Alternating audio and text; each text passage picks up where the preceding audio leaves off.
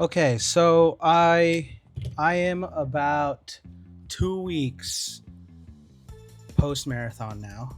It'll be 2 weeks on Saturday. It's currently Halloween, so happy Halloween. But I love the content creators, the running content creators that kind of break down their marathons after the fact for YouTube and Instagram and whatever. So I think I'm gonna do the same thing. Um, So yeah, here we go. My first marathon was the Pocono Mountain Marathons, October 19th, 2024, and I had fun. I had a lot of fun. I will not. I don't have anything bad to say about the actual marathon now that I'm 2 weeks post marathon. But I mean, where do I even start? I guess I'll start at the beginning. I started running. I wanted to get to the start line. It was an open start line. I wanted to get there at 6:30 to start running. They gave everybody, it was about 7 hours 45 minutes total if you needed that. But I was like, you know what? I know I can finish this, but just to make it safe, I'm going to show up at the start line 6:30. And I was nervous. I was nervous. So I didn't end up running till about 7 because on the way there I missed the exit. There was construction on the highway. I missed the exit. I had to loop around. It added another 13 minutes to my trip when I was already 5 minutes away. So that was annoying. I parked at the farthest parking lot because when I was talking to the guy that organized the race, he said, "Oh, there's a real bathroom at the parking lot, like all the way like back there." So I was like, "All right, cool. I'm gonna park there just in case I need to use the bathroom before the race starts." So I parked there, and it was about it was about a quarter-mile walk from that bathroom to the start line. So it was a good start to the day there. I didn't end up running till about 7 o'clock, which is fine. It was dark to start. I ran the first 2 miles with a headlamp on. And yeah, so I guess I'll just break it down. Miles 1 through 8, fine. Totally fine. I was like cruising. After mile 8, I was like, all right, cool. I'm running now. I feel like I'm running. I had taken a whole week off before that day to like just to give my legs some rest. I trained hard through the summer, and going into that race, I felt the best my legs have felt since I started running in February.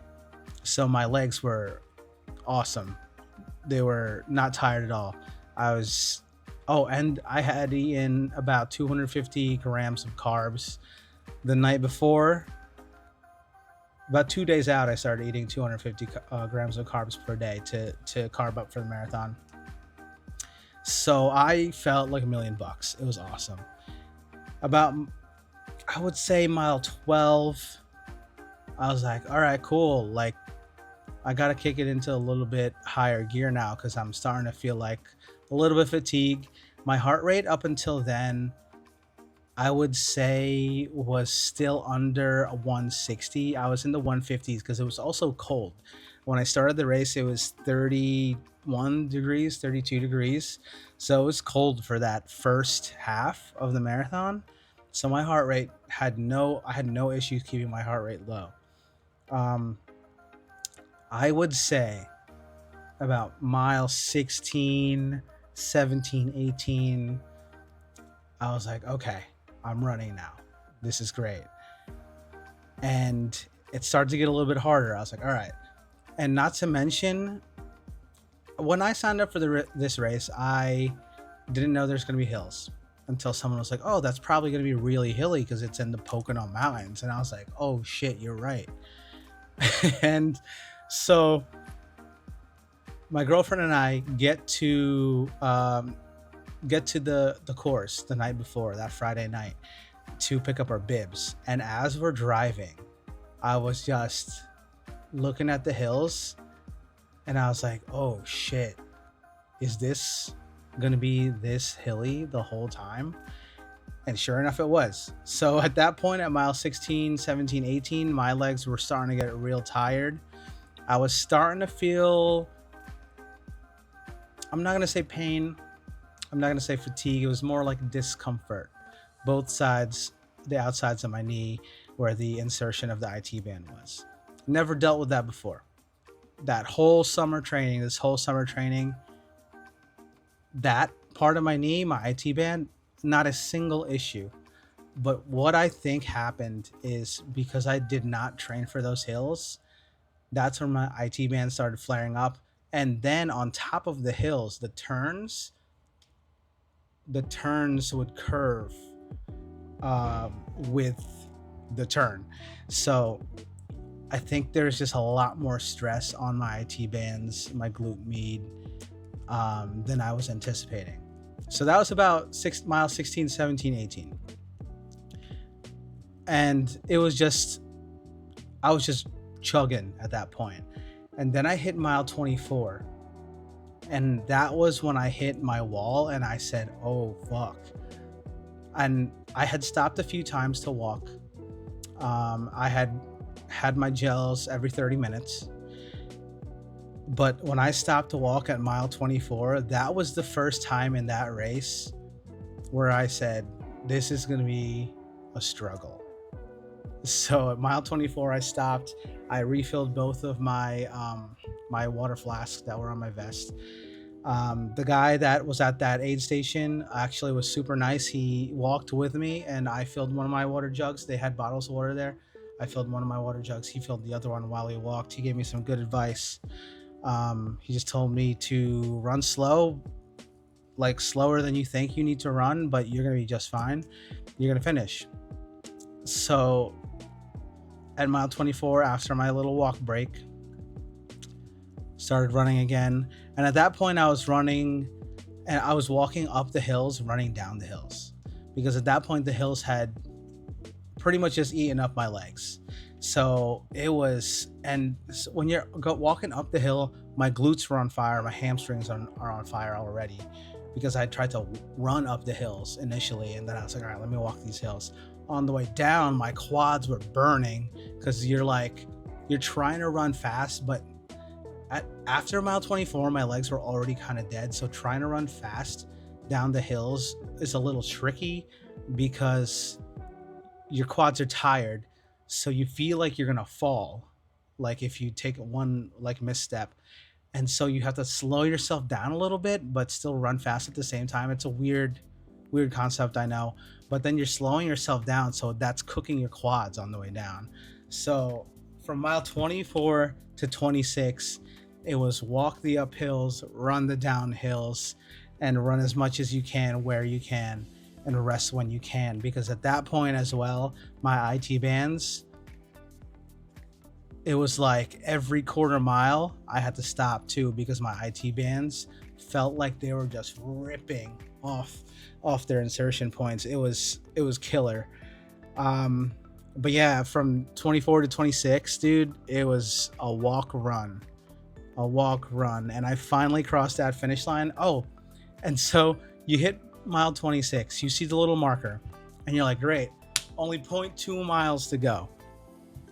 And so you hit that point, you turn a corner, and that last 0.2 miles is uphill.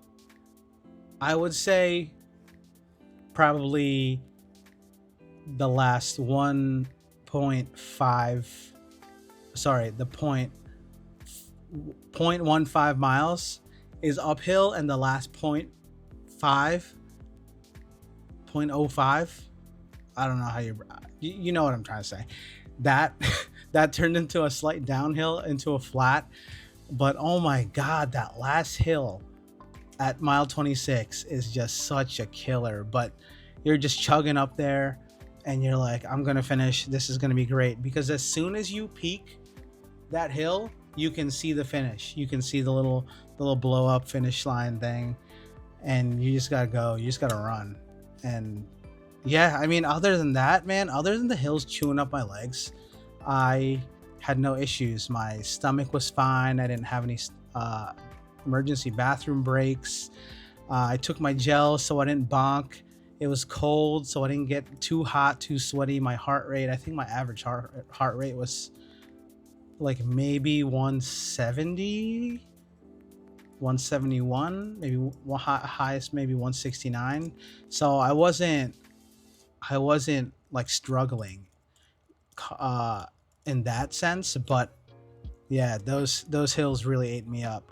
um I've never felt IT band syndrome in my life, so that was new. It's still new. It's still lingering. I spent all last week rehabbing, this week rehabbing. I have the Miami Marathon in 13 weeks. I was able to run a mile and a half this week with no pain, but I stopped myself. I don't want to do too much because I am still in the middle of rehabbing through this IT band syndrome. But yeah, I mean, overall, the marathon was awesome. It was good vibes. It was super small.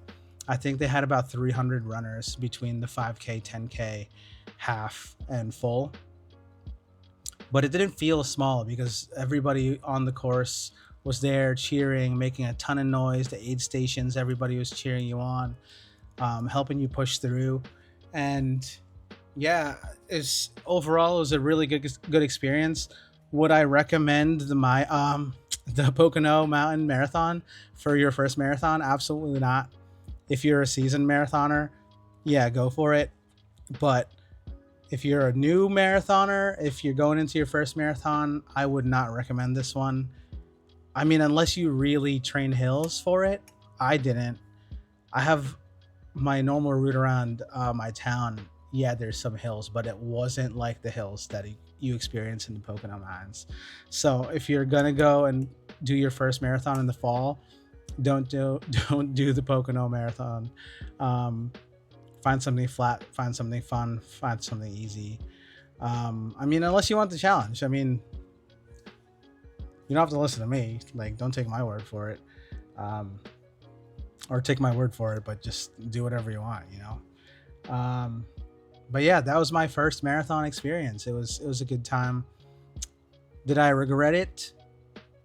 Maybe between mile 24 to 26, a little bit. Um, for the first 2 days after the marathon, and maybe a little bit, but by the time I was like 3-4 days post marathon, I was already like, dude, I cannot wait for my knees to feel better because I am so ready to train for the Miami Marathon on a relatively flat course. um I'm pretty sure the only inclines or quote unquote hills on the Miami Marathon course are the inclines for the bridges. But I mean, that's nowhere as steep as some of the hills I was doing in the Poconos. So, but yeah, if you made it this far, guys, thanks for watching. I want to start posting more running content on YouTube. Um, yeah, I want to start documenting this more because right now I'm super into running, super into marathoning. I've done a Spartan race this year, a half marathon and a full marathon, half marathon and full marathon within a month of each other. Um, and it's fun. It's a lot of fun. The half marathon, highly recommend. Half marathons are so fun. It's so fast and you can just gun it. The marathon, you kind of have to have a little bit of strategy going in, but half marathons are so fun. Yeah, that's all I got for you guys. Thank you for watching. If you made it this far, if you like this content and this video and want to see me make more videos, then give me a like, give me a follow, subscribe. What else do YouTubers say? Hit the bell notification, and share this with a friend. Yeah, I'll see you guys in the next one. Thanks for watching.